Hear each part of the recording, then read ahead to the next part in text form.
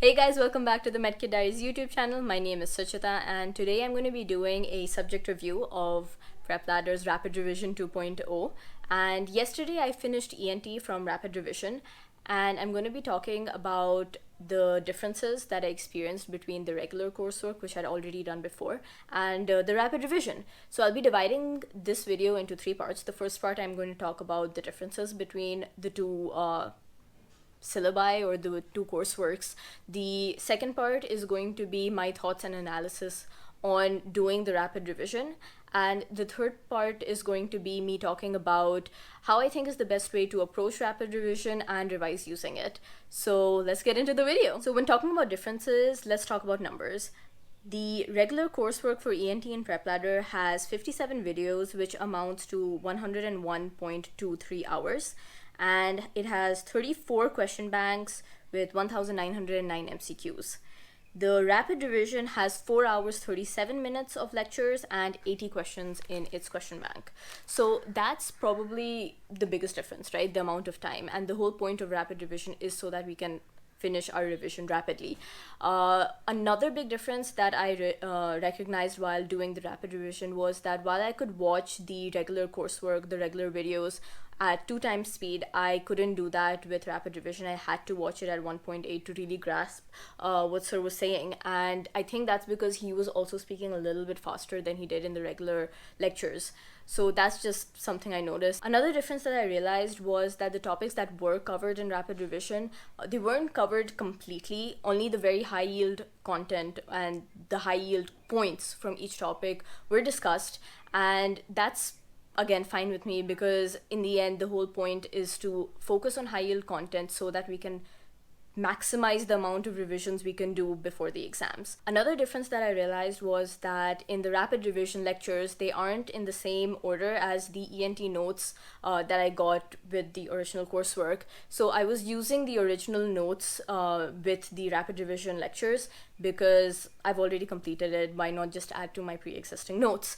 And that meant that I had to flip through a lot to find the right topics. I didn't mind that personally because it made sure that I was more actively engaged and I wasn't just listening mindlessly. So moving on to the second part of the video, what are my thoughts? I really liked the rapid revision. You know, I started studying at 1 o'clock in the afternoon, which is pretty late, but I got the lectures done within 4 hours. And that's with breaks in the middle and with writing notes, adding to the pre-existing notes.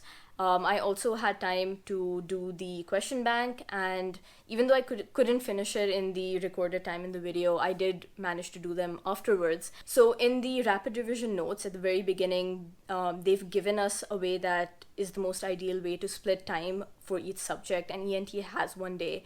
And while doing the rapid revision, I realized it's very much possible to finish the entire subject within a day. If I can do it, you can do it.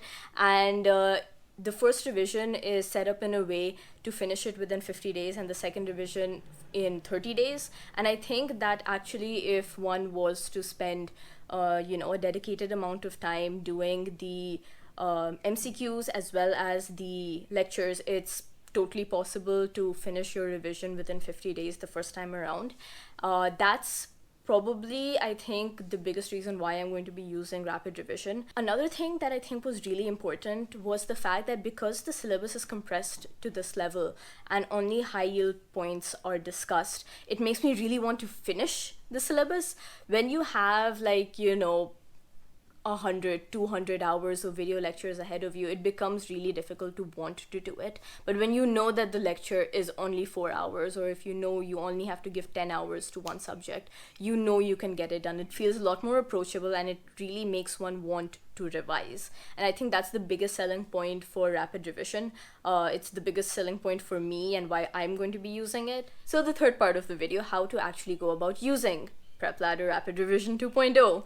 I watched the Prepladder's video on how to use rapid revision, and in that it was mentioned that if you've already done a subject, use those notes to watch along with the rapid revision lectures and add to those notes, which is what I'm going to be doing, and which I already come to decide earlier, because there's no point making new notes for a subject that you've already done.